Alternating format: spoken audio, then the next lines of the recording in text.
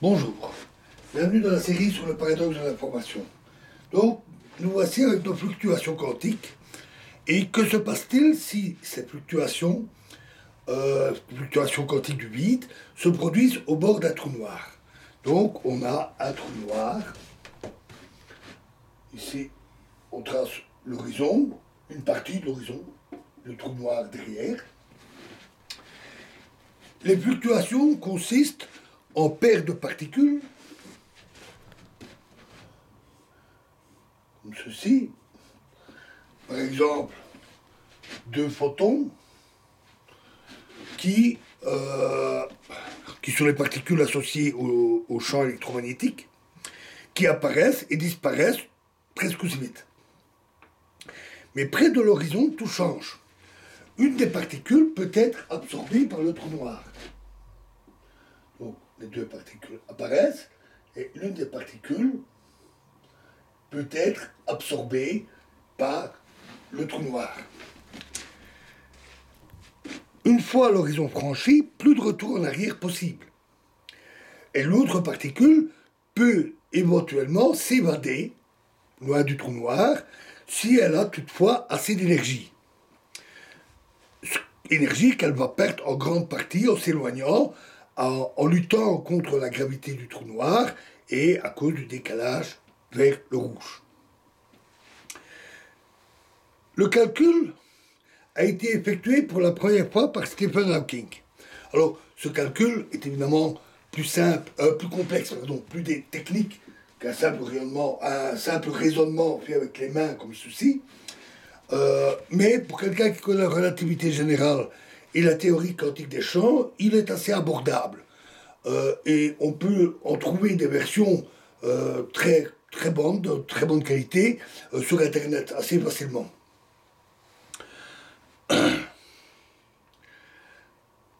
Donc Stephen Hawking a effectué ce calcul le premier, et il montre ce calcul que la particule absorbée a une énergie négative, tandis que celle qui s'éloigne a une énergie positive. La somme des deux étant nulle, elles sont nées du vide, et cela garantit la conservation de l'énergie totale. Sinon, si ce n'était pas comme ça, l'énergie de la particule à l'extérieur ne serait pas suffisante pour s'échapper, elle doit avoir une énergie suffisante, comme je l'ai dit, et elle tomberait aussi dans le trou noir. On aurait alors une particule qui franchit, et l'autre n'ayant pas assez d'énergie positive, plongerait et se recombinerait avec l'autre particule, comme elle le ferait sans le trou noir. Ceci explique cette différence de comportement, énergie négative et positive.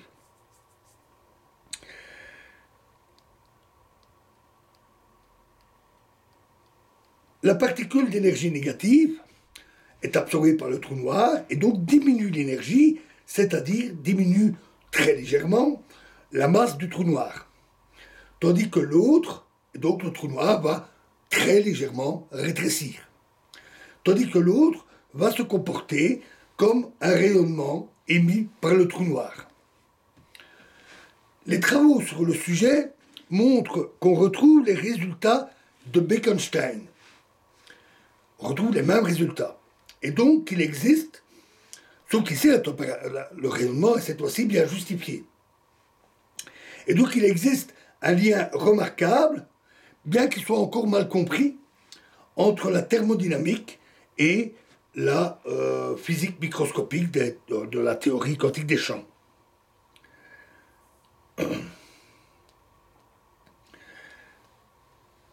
Tout se passe comme si le trou noir était un corps noir, c'est-à-dire un corps chaud qui peut absorber tout rayonnement, c'est évidemment le cas pour un trou noir, et on émet à cause de sa température, qui a une certaine température et qui rayonne comme le fait tout corps noir. La température augmente si la taille du trou noir diminue. La relation calculée, aussi bien par Bekenstein que par Hawking, est donnée par température de 1,2 fois 10 exposant 23, c'est-à-dire 1 suivi de 23 zéros, divisé par la masse donnée en kilos.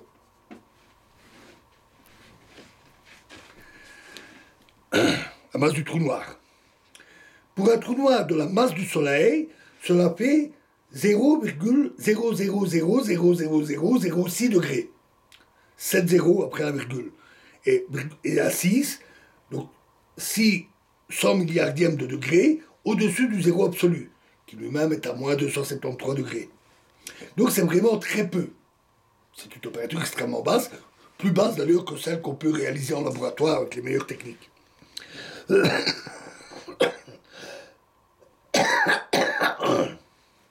Un tel trou noir émet donc un rayonnement extrêmement faible, très très très très faible. Dans ce domaine de température, c'est dans le domaine des ondes radio de très grande longueur d'onde.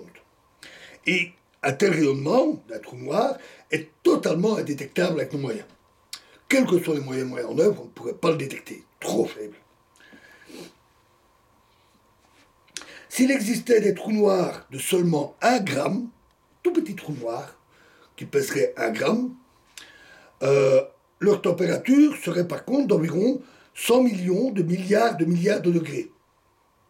Là, à l'inverse, c'est extrêmement chaud.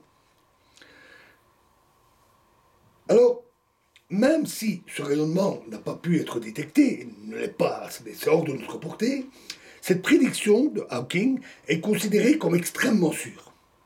Alors pourquoi? D'abord, parce qu'on a 2 prédictions qui donnent le même résultat. La prédiction de Hawking et de Bekenstein. Et elles sont totalement indépendantes. L'une utilise la théorie quantique des champs, l'autre la thermodynamique. De plus, les conditions physiques près de l'horizon ne sont quand même pas si extrêmes que ça. Surtout, je l'avais dit, pour les trous noirs supermassifs, où les forces de marée ne sont pas très fortes près de l'horizon. Du point de vue intensité de la gravité, etc., ça reste raisonnable, surtout pour les trous noirs supermassifs. La relativité générale s'applique là dans des conditions physiques où la théorie est très bien validée. De même, la théorie quantique des champs est très bien validée dans ce domaine de conditions physiques. De plus, enfin, il existe un effet appelé Casimir dynamique, l'effet Casimir dont je vous ai parlé, avec des plaques mobiles qui bougent et qu'on appelle Casimir dynamique, et on observe des phénomènes qui cette fois-ci sont expérimentalement vérifiés et qui techniquement sont tout à fait analogues au rayonnement de Hawking.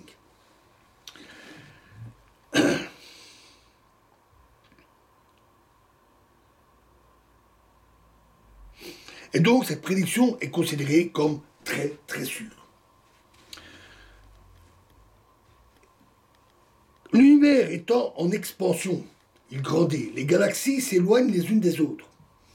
Dans un avenir très lointain, des milliards et des milliards d'années, l'univers sera très vide, avec des galaxies très dispersées.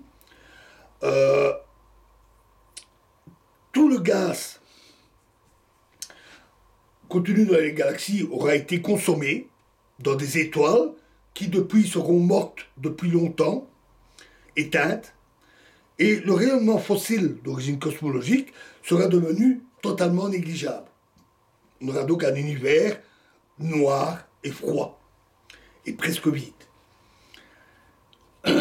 À ce stade-là, les trous noirs qui actuellement absorbent tout ce qu'ils trouvent, y compris les rayonnements émis par les étoiles ou le rayonnement cosmologique, à ce moment-là, les trous noirs ne recevront plus rien. Ils ne pourront plus grossir. Ils ne pourront plus que rayonner et voir leur masse diminuer progressivement. Pour des trous noirs stellaires ou supermassifs, leur température est si faible que ce rayonnement peut durer des milliards d'années. Ce n'est que vers la fin, quand le trou noir aura suffisamment diminué, qu'il sera devenu très petit, qu'il va voir sa température augmenter fortement et son rayonnement s'accélérer. Le trou noir disparaît alors rapidement dans une dernière bouffée très intense de rayons gamma. On a d'ailleurs cru un temps détecter de telles bouffées de petits trous noirs qui auraient été créés au tout début de l'univers.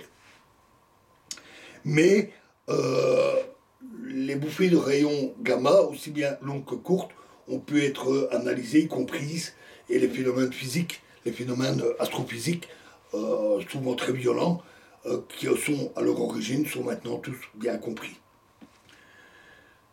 Notons que ce destin final est encore incertain, parce que lorsque le trou noir devient minuscule, on peut dire ensemble qu'on est à l'horizon, on est tout près de la singularité.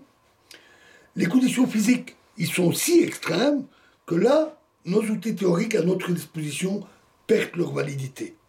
Il pourrait rester un résidu.